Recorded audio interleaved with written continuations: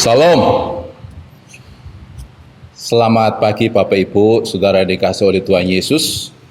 Kita patut bersyukur kepada Tuhan karena hari ini masih terus Tuhan menganugerahkan kepada kita kekuatan dan kesabaran dalam kita menghadapi musibah yang masih terjadi, yaitu penyebaran virus COVID-19.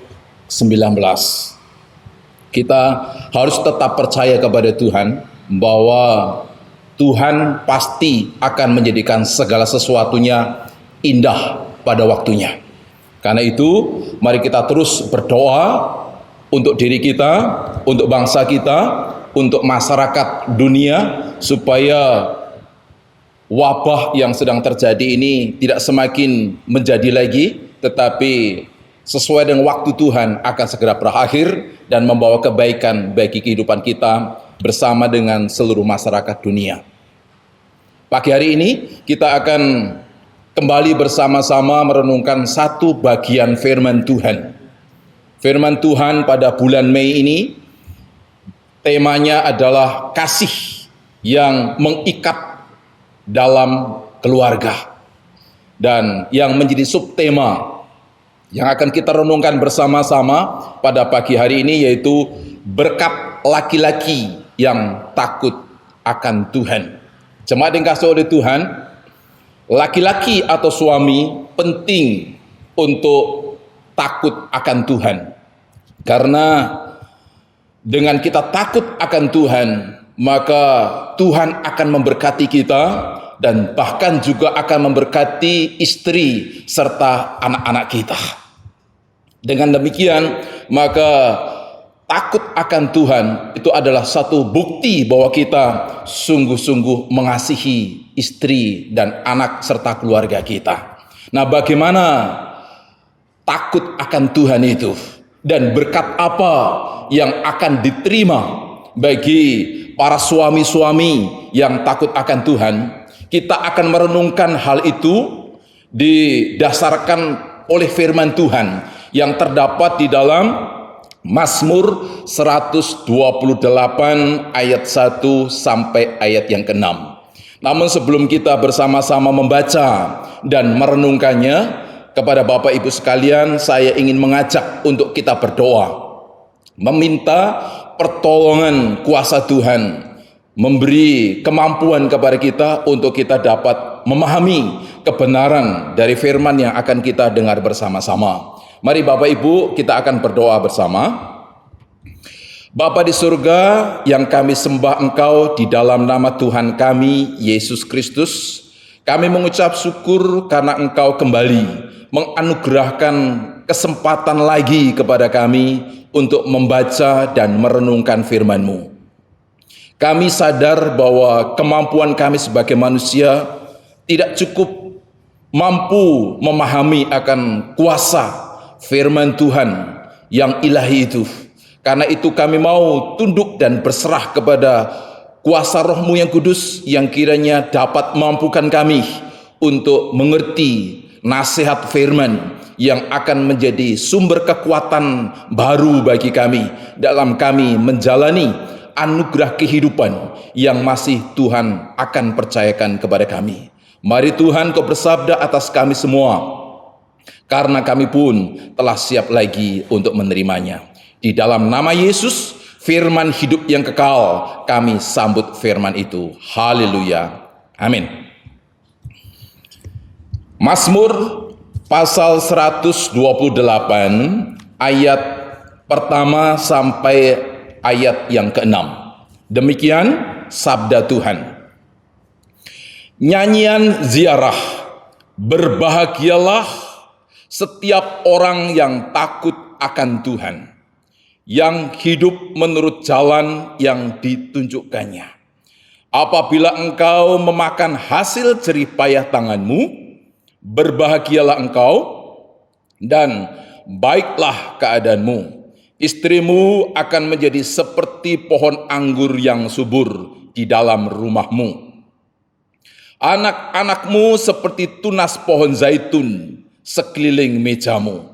Sesungguhnya demikianlah akan diberkati orang laki-laki yang takut akan Tuhan. Kiranya Tuhan memberkati engkau dari Sion, supaya engkau melihat kebahagiaan Yerusalem seumur hidupmu, dan melihat anak-anak dari anak-anakmu, damai sejahtera atas Israel. Jemaat yang dikasihi oleh Tuhan Yesus Kristus, takut akan Tuhan adalah salah satu cara kita mengasihi keluarga kita. Kenapa? Karena dengan takut akan Tuhan, Tuhan akan memberkati kita bersama dengan keluarga kita. Memang banyak laki-laki atau suami yang memiliki perasaan takut. Tapi takutnya bukan kepada Tuhan, takutnya kepada istrinya. Ya mungkin dia bersuami istri dengan pasangan yang perempuannya cukup dominan. Memang dari sejak pacaran, pihak perempuannya sudah dominan, ingin menguasai laki-lakinya. Tapi ada juga yang setelah menikah, masuk dalam berumah tangga, baru pihak perempuannya dominan, menguasai dan ingin memimpin keluarganya. Tapi hal itu terjadi oleh karena apa? Oleh karena laki-lakinya yang loyo kepemimpinannya, lambat dalam mengambil keputusan, tidak tegas dalam tindakan. Istrinya memandang bahwa ketika hal itu terus-menerus terjadi, bisa menghancurkan rumah tangganya. Karena itulah dia pun akhirnya mengambil alih posisi kepemimpinan dalam keluarganya itu. Nah, jemaat yang dikasihi Tuhan, keadaan itu pun ternyata dirasa enak bagi suaminya, sehingga suaminya memberi keleluasaan kepada istrinya untuk memimpin rumah tangganya, sehingga segala sesuatu yang ada dalam rumah itu apa kata istri. Nah, jemaat yang dikasihi oleh Tuhan Yesus Kristus, ada juga suami yang tidak takut istri, tapi takut mamanya. Padahal dia sudah berkeluarga. Jadi apa-apa kata mama, apa-apa kata mama. Ya, ada masalah keluarga yang walaupun itu berkaitan dengan istrinya, berkaitan dengan anaknya, larinya ke mamanya. Ya. Istrinya nggak pernah didengar. Anaknya juga ketika kasih nasihat tidak didengar. Yang didengar adalah apa kata mamanya. Sehingga mamanya pun menjadi kepala keluarga dalam rumah tangga dirinya. Nah, jemaat yang dikasihi oleh Tuhan, orang yang diberkati oleh Tuhan bukan mereka orang yang takut istri, bukan mereka orang yang takut terhadap mamanya, tetapi mereka yang takut akan Tuhan. Nah, bagaimana sih sikap takut akan Tuhan? Takut akan Tuhan itu bukan perasaan merinding, ya, kepada Tuhan seperti ketika kita melewati tempat-tempat yang angker atau keramat, ya. Sikap takut akan Tuhan itu bukan didasarkan atas takut karena trauma. Ada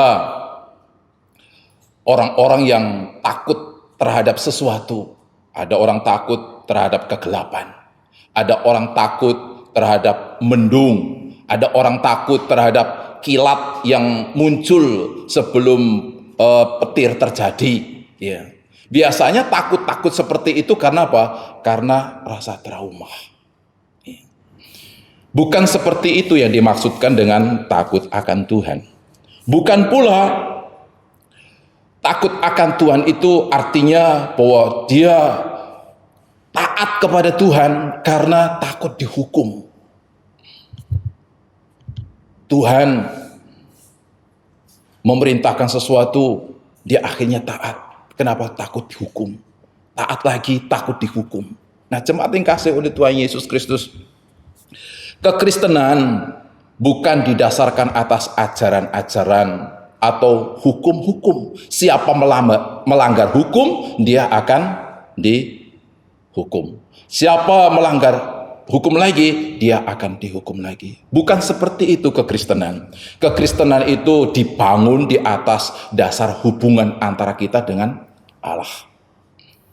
Semakin kita mengenal Allah, semakin kita dapat menempatkan Allah pada posisi yang benar, yaitu berada pada posisi yang paling mulia, berada pada posisi yang paling terhormat, paling utama dalam hidup kita, dan kita hidup dalam ketundukan kepada Dia.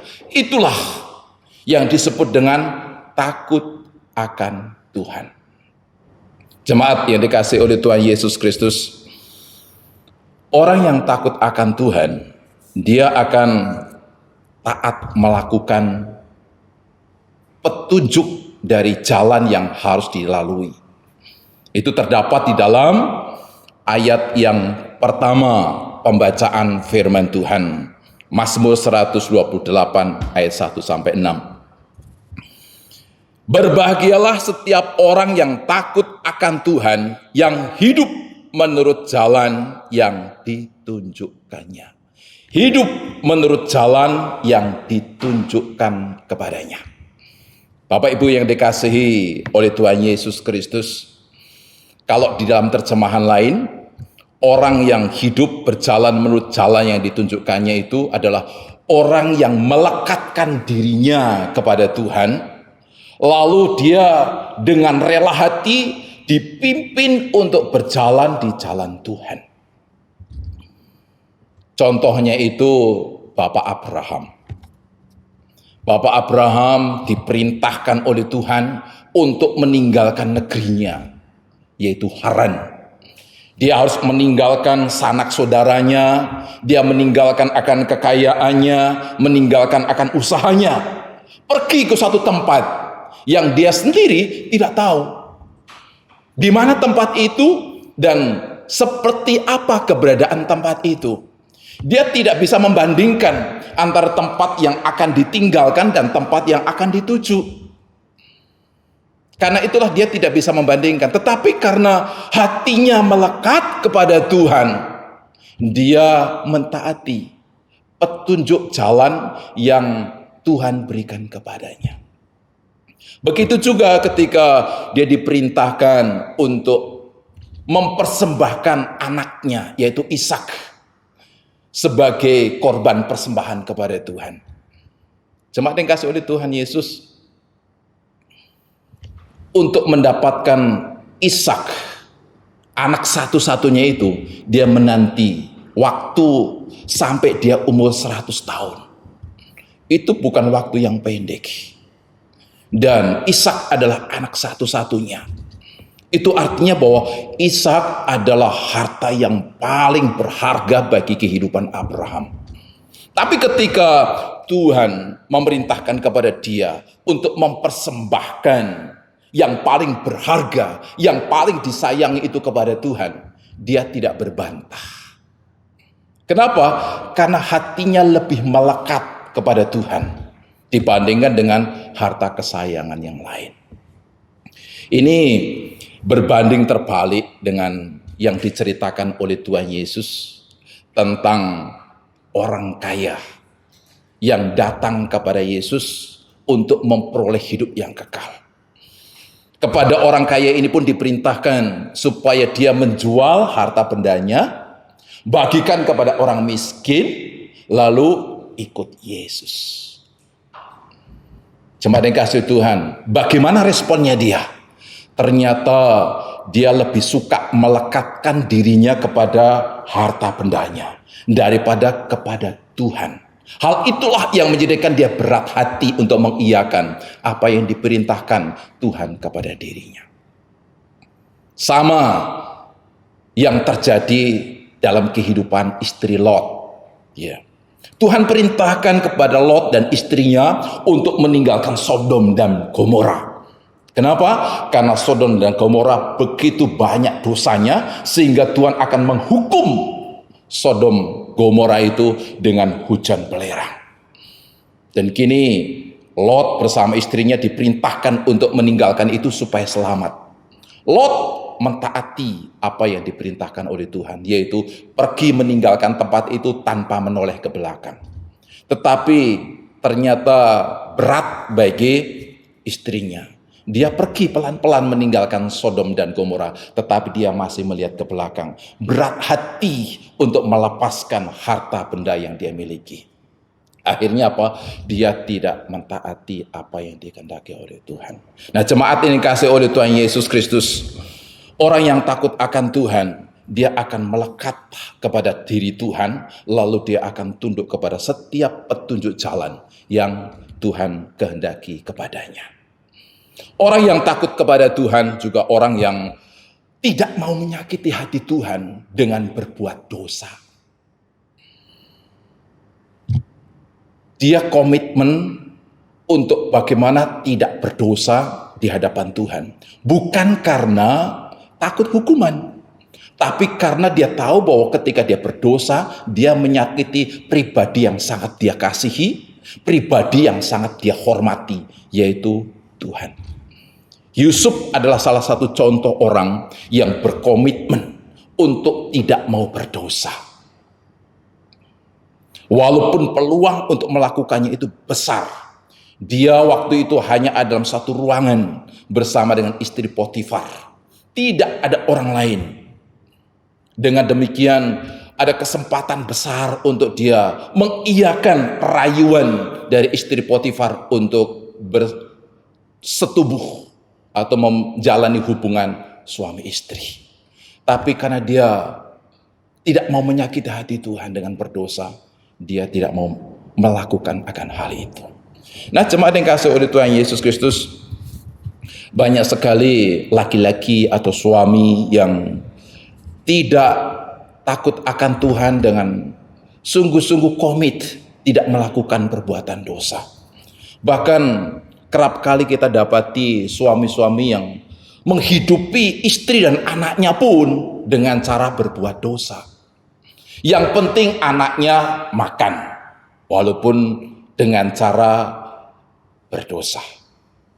Yang penting istrinya bisa berdandan cantik, walaupun untuk hal itu dia harus mencari dana atau kebutuhan untuk istrinya itu dengan berbuat dosa. Dia berusaha untuk menyekolahkan anaknya setinggi-tingginya, walaupun dengan cara berbuat dosa. Jemaat yang kasih oleh Tuhan, sekilas ketika kita melakukan hal itu, kita adalah pahlawan bagi istri dan bagi anak kita. Karena dengan kita melakukan itu, mereka menjadi berkecukupan dalam hal makan, mereka memiliki pakaian yang indah, mereka bersekolah tinggi, dan mereka bisa menikmati segala kemewahan. Tetapi apa kata firman Tuhan? Bagi orang yang menghidupi akan keluarganya dengan cara berbuat dosa. Dalam Amsal pasal 15 ayat yang ke-27, dikatakan di sana, siapa loba terhadap keuntungan gelap mengacaukan rumah tangganya. Siapa loba terhadap keuntungan gelap mengacaukan rumah tangganya. Dalam terjemahan lain, siapa mencari keuntungan yang tidak halal menghancurkan keluarganya sendiri. Jadi ketika kita sedang membawa hasil perbuatan-perbuatan dosa untuk diberikan kepada keluarga kita, kita sedang menghancurkan keluarga kita sendiri. Jadi kita bukan pahlawan, tetapi kita sedang mengacaukan atau menghancurkan rumah tangga kita. Mungkin mereka secara lahiriah hidup dengan segala kecukupan. Tetapi ingat bahwa ketika dosa terus dipelihara, dikembangkan, dipakai sebagai dasar untuk hidup rumah tangga kita, maka itu adalah awal kehancuran. Karena dari sejak saat itu, Tuhan akan meninggalkan keluarga kita. Dia akan membelakangi kita dan keluarga kita. Dia akan tidak lagi peduli terhadap kita dengan segala kehidupannya. Saul adalah orang yang sungguh merasakan bagaimana kehadiran Tuhan dalam hidupnya membawa dia diberkati oleh Tuhan. Apapun yang dilakukan berhasil. Tapi ketika suatu hari Saul ini melakukan hal yang tidak berkenan di hadapan Tuhan, Tuhan pun meninggalkan dirinya. Dan itu awal kehancuran bagi hidupnya dia, hidup keluarganya, bahkan kerajaannya. Jadi ketika kita berbuat dosa dan itu menjadi juga perbuatan untuk memeliharakan kehidupan rumah tangga kita, kita bukan sedang menjadi pahlawan, tapi sedang menjadi penghancur istri kita dan anak-anak kita sendiri. Nah, jemaat yang kasih oleh Tuhan Yesus Kristus, apa yang menjadi berkat bagi suami-suami yang takut akan Tuhan? Dari pembacaan firman Tuhan, Mazmur 128 ayat 1 sampai 6 ini, ada 4 berkat bagi suami yang takut akan Tuhan. Berkat yang pertama itu terdapat di dalam ayat yang kedua. Demikian sabda Tuhan. Apabila engkau memakan hasil jerih payah tanganmu, berbahagialah engkau dan baiklah keadaanmu. Berbahagialah engkau dan baiklah keadaanmu. Jemaat yang kasih oleh Tuhan, engkau akan memakan hasil jerih payah tanganmu dan engkau akan berbahagia. Kita akan dibuat berbahagia dari jerih payah kerja tangan kita. Itu artinya apa? Pekerjaan kita atau usaha kita akan diberkati dan kita akan berbahagia melaluinya. Nah, banyak orang tidak bahagia dan tidak menikmati dari hasil jerih payah tangannya sendiri. Pertama, mungkin hal itu terjadi karena hasil jerih payah tangannya tidak baik. Mengalami kerugian. Modalnya begitu banyak, tetapi hasilnya sedikit. Akhirnya hasil jerih payahnya tidak membahagiakan dirinya. Ada pula mungkin orang tidak menikmati dan bahagia dari hasil jerih payahnya. Kenapa? Mungkin banyak yang didapatkan, tetapi banyak juga lubang-lubang yang menjadikan hasil kita itu ada pengeluaran-pengeluaran yang tidak terduga. Sehingga tidak tercukupi sampai kepada waktu yang kita perlukan. Tidak dinikmati. Karena terlalu banyak yang terbuang. Seperti firman Tuhan bahwa kita membawa hasil panen lalu kita masukkan ke pundi-pundi yang berlubang. Lolos terus.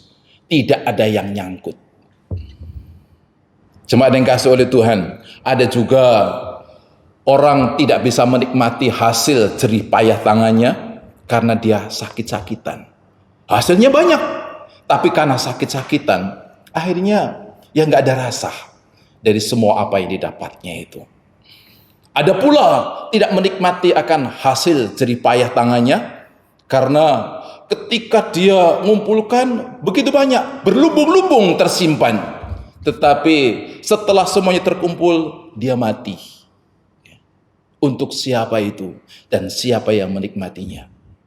Nah, Bapak yang kasih oleh Tuhan Yesus, itu adalah contoh-contoh tentang orang yang tidak bahagia karena hasil jerih payahnya.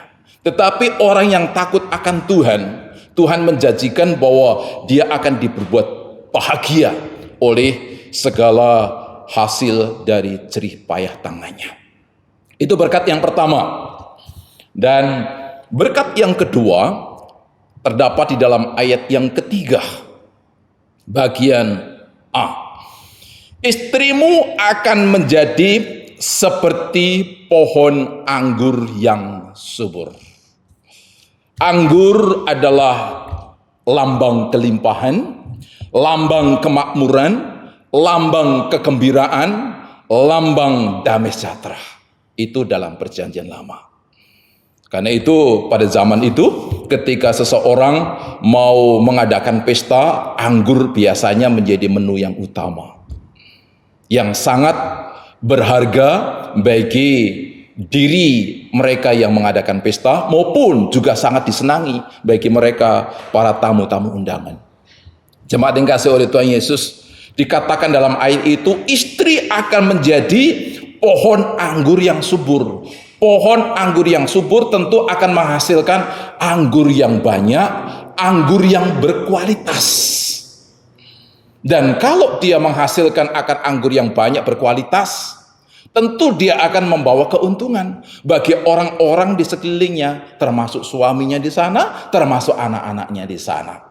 Itu artinya bahwa yang akan membawa kebaikan bagi keluarganya bukan hanya suaminya, tapi anaknya, bahkan juga istrinya pun akan dibuat oleh Tuhan diberkati lalu memberkati. Istri tidak lagi membawa kerugian, istri tidak menjadi beban, ya, tetapi justru membawa keuntungan. Itulah istri dari laki-laki atau suami yang takut akan Tuhan. Berkat yang ketiga, yaitu masih di dalam ayat yang ketiga bagian B. Anak-anakmu seperti tunas pohon zaitun di sekeliling mejamu. Pohon zaitun adalah pohon yang serbaguna. Pohonnya biasa dipakai sebagai bahan mebel. Pohon zaitun itu ketika sudah dijadikan kayu potongan, maka dia memiliki struktur yang sangat indah sekali.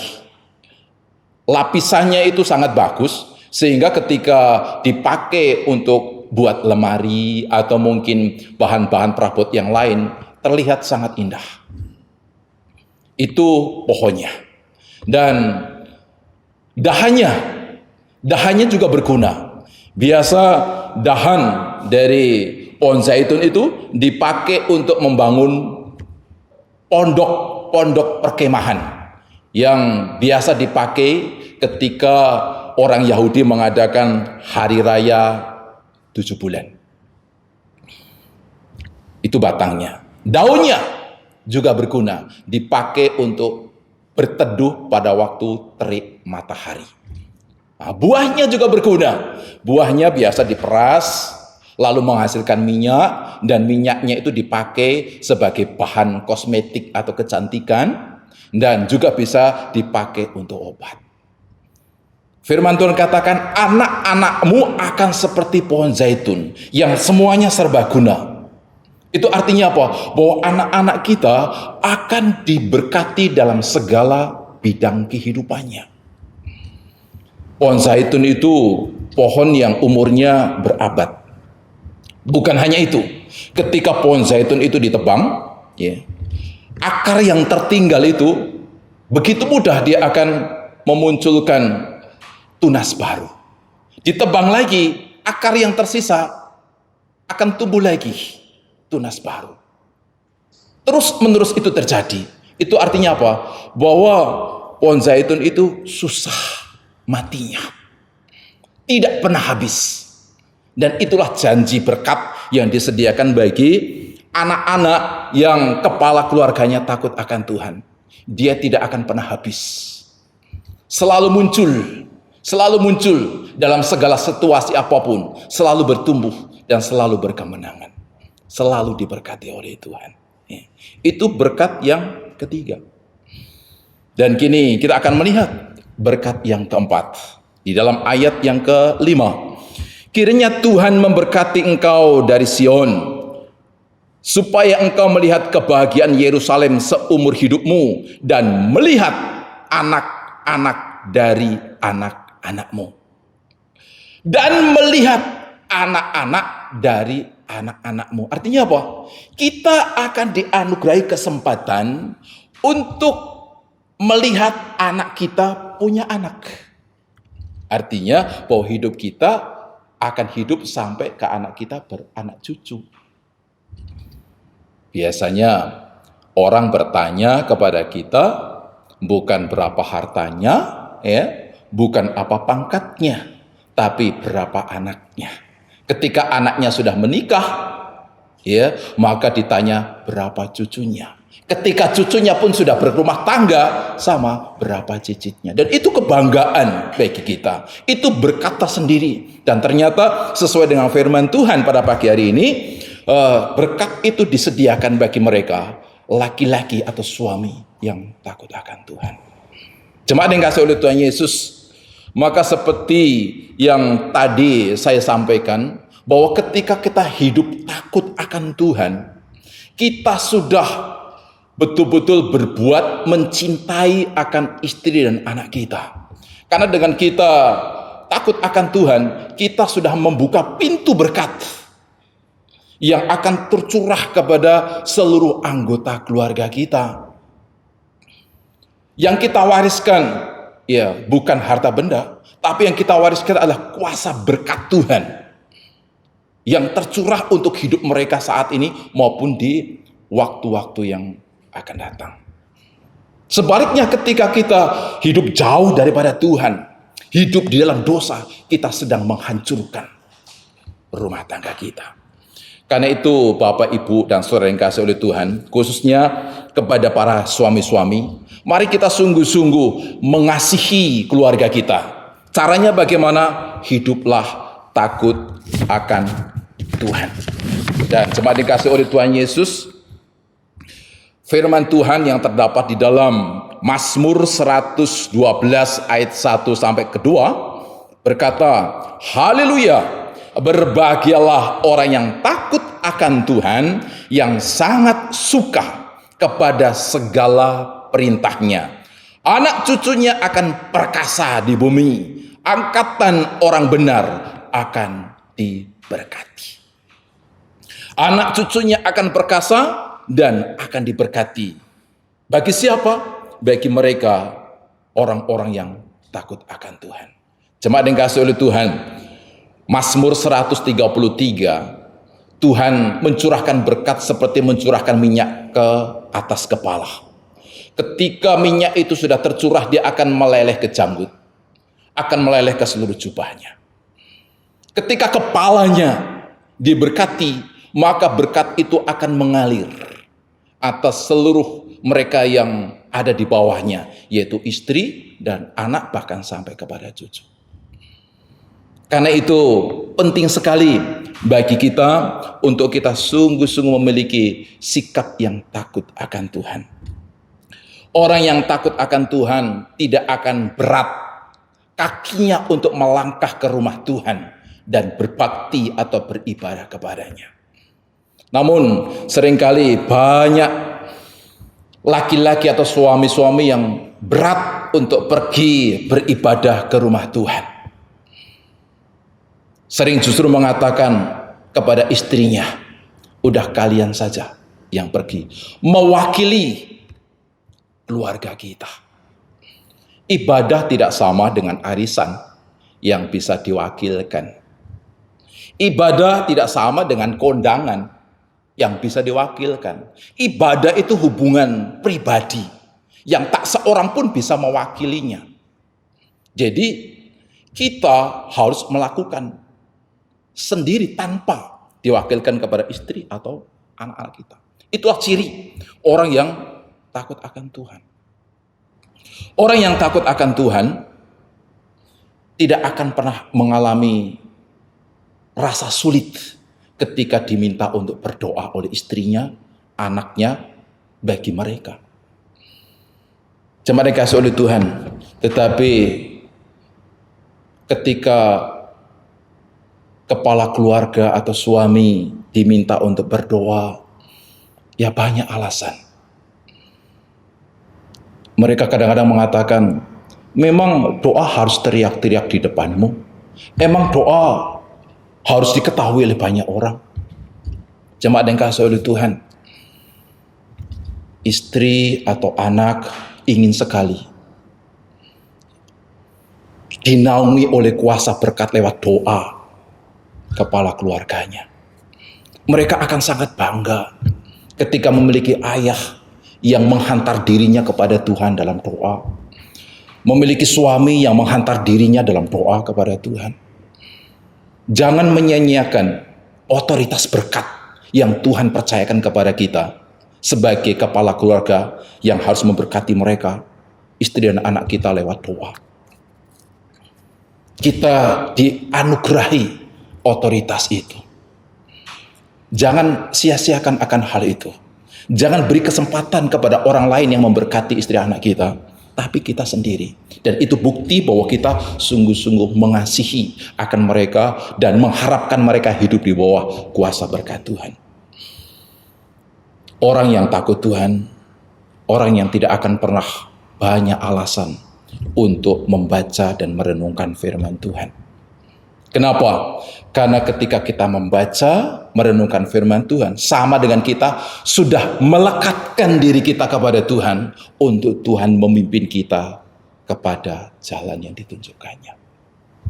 Jadi jemaat yang kasih oleh Tuhan, kepada kita para suami, ya, para kepala keluarga, mari kita sungguh-sungguh ambil sikap yang benar, yaitu takutlah akan Tuhan.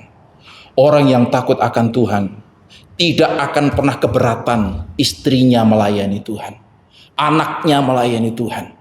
Walaupun karena hal itu waktu mereka bagi kita menjadi berkurang. Ya. Tetapi orang yang takut Tuhan, dia akan ikhlas dengan keadaan itu. Ya. Kenapa? Karena itulah sebagai bukti bahwa dia sungguh-sungguh melekatkan diri kita bersama dengan keluarga kita kepada Tuhan.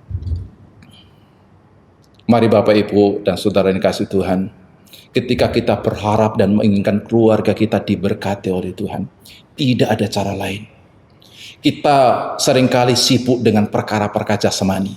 Seakan-akan ketika kita sudah memberi uang kepada anak kita, sudah memberikan tabungan kepada mereka, sudah membelanjakan untuk hari-hari kebutuhan istri sudah cukup. Tidak. Berkat jasmani sangat terbatas kegunaannya.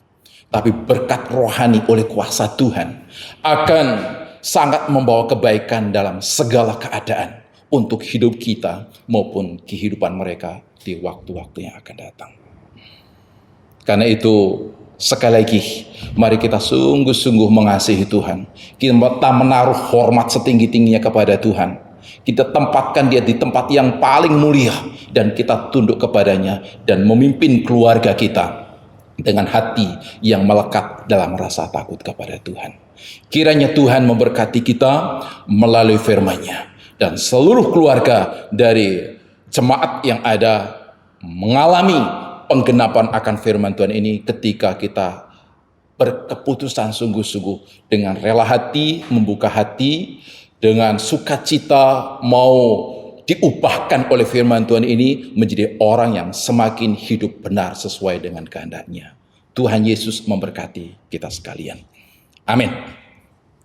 Jemaat dikasih oleh Tuhan, kita akan bersyukur kepada Tuhan lewat doa atas firman Tuhan yang sudah kita terima bersama-sama. Mari kita berdoa. Bapa di surga, kami bersyukur untuk Tuhan yang sudah berkenan melawat kami lagi dengan firman-Mu, memberitahukan tentang apa yang harus kami lakukan, khususnya bagi kami yang Tuhan tetapkan sebagai suami, sebagai ayah, atau sebagai kepala keluarga bagi keluarga kami masing-masing. Biarlah kebenaran firman-Mu ini akan menolong kami untuk kami menyikapi tanggung jawab yang Tuhan beri kepada kami dengan sikap yang benar, yaitu sikap yang takut akan Tuhan. Karena dengan sikap seperti itu, maka kami sudah mewujud nyatakan cinta kasih kami kepada istri, kepada anak, bahkan cucu yang ada bersama dengan keluarga kami. Meteraikan akan firman-Mu ya Tuhan, dan biarlah ketika hamba-Mu berhenti untuk menyampaikan, Roh-Mu yang kudus yang sudah memakai Dia, yang akan menolong kami untuk kami juga menjadi pelaku-pelaku akan firman ini, sampai janji berkat yang ada di dalamnya menjadi bagian bagi kami sekalian. Inilah Bapa, syukur atas firman Tuhan yang Tuhan sudah sampaikan kepada kami. Kepadamu Yesus Kristus, yang adalah gembala kami yang baik, kami sudah menaikkan rasa syukur dan berdoa. Haleluya. Amin. Jemaat yang dikasihi oleh Tuhan Yesus Kristus, kita akan mengakhiri ibadah kita dengan menerima doa berkat. Namun sebelum kita menerima doa berkat, kita akan menyanyi terlebih dahulu nyanyian pujian dari Nama Yesus Terus Bersuara nomor 98, Percaya dan Taat, bait pertama, ketiga, dan keempat. Bait yang keempat kita akan bersama-sama bangkit berdiri.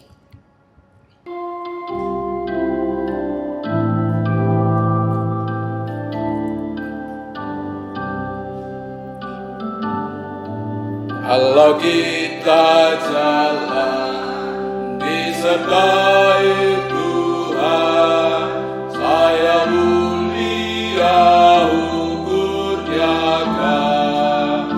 Kalau kita turun, pasti kita luput dari takut dan kesusahan. Percayalah, taat kepadanya, baru Tuhan memberikan sukacita bagi. Takkan hampa semua berkat suka Tuhan, sampai kita serahkan diri, jiwa harta sekalian atas misbah Tuhan, dan tetap percaya dan taat. Percayalah, taat kepadanya, baru Tuhan memberikan sukacita bagi. Bait keempat kita bangkit berdiri. Dalam kesukaan disertai Tuhan, kesenangan penuh di hati. Perintah-Mu ku turut, jalannya ku ikut, samanya percaya dan taat.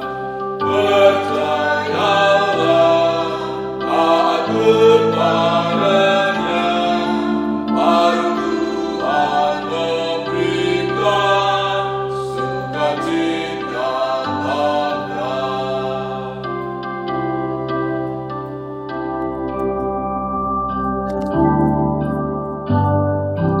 Jemaat dikasihi Tuhan, mari kita bersama mengarahkan hati kita kepada Tuhan untuk menerima berkat-Nya. Kiranya kasih karunia dan damai sejahtera dari Allah Bapa kita di surga, kekuatan penghiburan dan penyertaan dari Tuhan Yesus Kristus dan Roh-Nya yang kudus, memberkati kita sekalian dari siang hari ini lagi hingga Maranatha, Yesus Kristus datang kembali. Amin.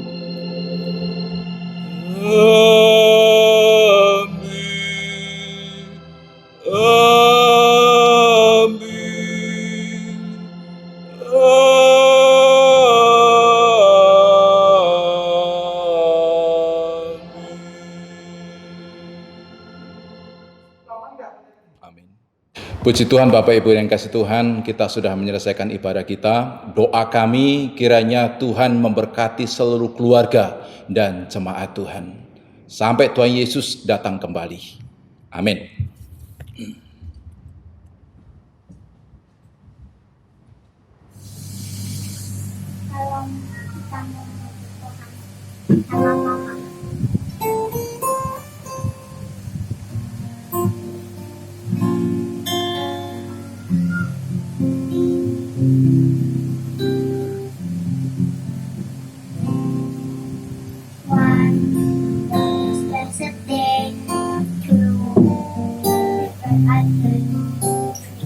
for my family, for all they meant to be.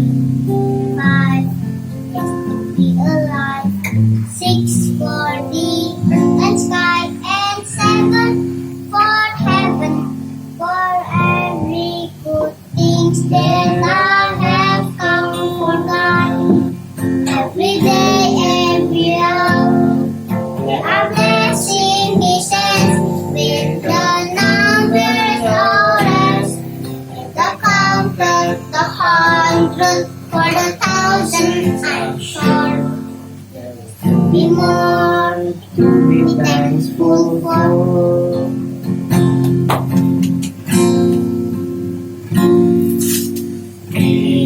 For the chance to grow, 9 for the cats and soul, 10 for the eyes to see all God has given me. I could go on and on, count it the whole and on. I know He's with me for every good things that I have come for God. Every day, every hour, there are blessings He sends with the numbers orders.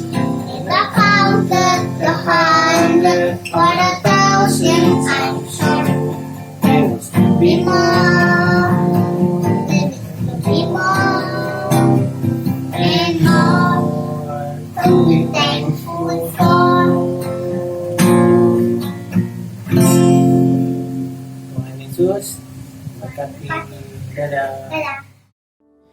Bagi bangsa ini kami berdiri dan membawa doa kami kepadamu.